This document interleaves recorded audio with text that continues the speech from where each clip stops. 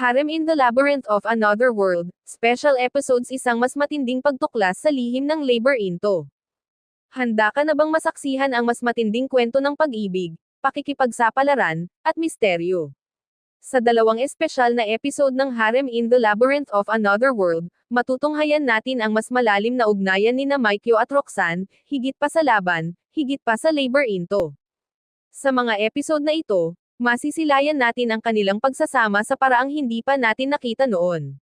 Mas emosyonal, mas matindi, at puno ng hindi inaasahang eksena na magpapabilis ng tibok ng iyong puso.